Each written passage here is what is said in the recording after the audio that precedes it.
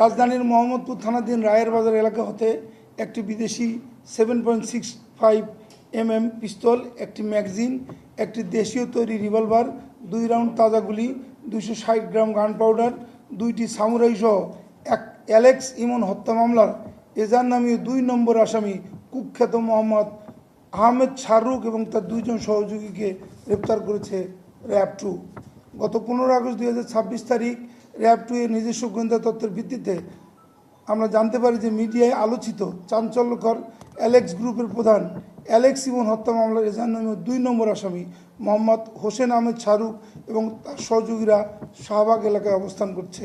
প্রাপ্ত তথ্যের ভিত্তিতে র্যাব 2 এর একটি আভিযানিক দল গতকাল 15 আগস্ট 2026 তারিখ রাতে বিশেষ অভিযান পরিচালনা করে উক্ত অভিযানে মোহাম্মদপুরের অ্যালেক্স ইমন হত্যা মামলার এজার নামীয় 2 নম্বর আসামি কুখ্যাত মোহাম্মদ হোসেন আহমেদ শাহরুখ ও তার সহযোগী মোহাম্মদ তারকুজ্জামান তারেক, মোহাম্মদ শহীদুল ইসলামকে তাদের গোপন আস্তানা হতে গ্রেপ্তার করে।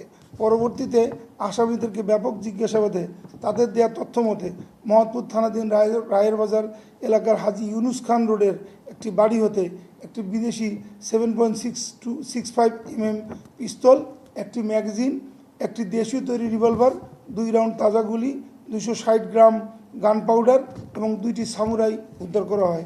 উল্লেখ্য যে অদ্যাবধি র্যাব 2 চাঞ্চল্যকর অ্যালেক্স ইমন হত্যা মামলার 6 জন এজাহারনামা আসামি এবং 5 জন অজ্ঞাতনামা আসামি সহ মোট 11 জন আসামিকে গ্রেপ্তার করেছে। গ্রেপ্তারকৃতদের ব্যাপারে পরবর্তী আইনানুগ ব্যবস্থা প্রক্রিয়াধীন রয়েছে। আমরা তাদের পিসিপিআর আমাদের প্রেস রিলিজে আপনাদের জানিয়ে দেব। ক্রাইমের ব্যাকগ্রাউন্ড কি, একজন খুনিকে তো আর কোনো ক্রাইম লাগে না, এটা তো ক্যাপিটাল ক্রাইম। আরও অনেক মামলা আছে। শাহরুখ ডিএমপি মোহাম্মদপুর থানায় চুরি, ডাকাতি, প্রস্তুতি গ্রহণ, হত্যা চেষ্টা ও ভয়ভীতি প্রদর্শনের 2টি, খুনের 1টি, নারী ও শিশু নির্যাতনের 1টি এবং দ্রুত বিচার আইনে 1টি মামলা রয়েছে। সন্ত্রাসীদের কোনো রাজনৈতিক পরিচয় হয় না। দেখেন, এজার নামীয় তার পরিবার তাকে 2 নম্বর আসামি দিয়েছে। এখানে তো ও ছিল কি ছিল না সেটা এখন তদন্তে আসবে। যদি সে না থাকে তাহলে তাকে তদন্ত অব্যাহতি দিবে, বাট সে তো 2 নম্বর এজার নামীয় আসামি। 2 নম্বর 1 থেকে 5কে একেবারেই পোটেনশিয়াল ধরা হয় আমাদের ক্ষেত্রে। তো আমরা 2 নম্বর আসামি, ইতিমধ্যে আমরা 6 জন আসামিকে অ্যারেস্ট করলাম। এখানে বোধহয় 12 জন না 50 বা 20 জনের একটা, তার ভিতরে যদি 11 জন আমরাই অ্যারেস্ট করি তাহলে আমরা এইটাকে কত গুরুত্ব দিচ্ছি আপনারা বুঝতে হবে।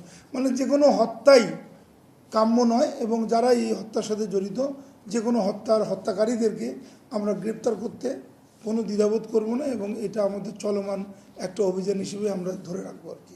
আমি ভরসা রাখি হিরন স্মার্ট ওয়াটার পিউরিফায়ারে। দেখুন, পেছনে মদত কারা দেয়, কেন দেয়, এইটা এই মুহূর্তে আমি আপনাকে বলতে পারবো না। আমরা নিশ্চয়ই এইটা আনার্ট করার চেষ্টা করব। তবে এতটুকু আপনাকে বলতে পারি যে যারা পিছনে মদত আগে দিত, এখন বোধহয় একটু they will think twice to give them support. ঠিক আছে? তো আশা করি যে মদতদাতা যারা, তারা এখন সাবধান হয়ে যাবে। কারণ আইনশৃঙ্খলা বাহিনী অত্যন্ত পেশাদারিত্বের সাথে আগের চেয়ে, আপনি 5ই আগস্টের আগের কথা ভুলে যান, এখন যারা আমরা আসি অত্যন্ত পেশাদারিত্বের সাথে আমরা জনগণের নিরাপত্তা নিশ্চিত করতে চাই এবং আইনের মধ্য থেকেই যতটুকু করা সম্ভব আমরা কোনো সন্ত্রাসী, কোনো পেশাদার খুনি কাউকেই আমরা এলাকায় প্রশ্রয় দিব না এবং যদি তার এ ধরনের কোনো অপরাধের সাথে জড়িত থাকে, টুডে আর টুমরো তারা বাইরে থাকতে পারবে না। তাদেরকে অবশ্যই আমরা গ্রেপ্তার করব এবং আদালতে সমর্পণ করব। ধন্যবাদ।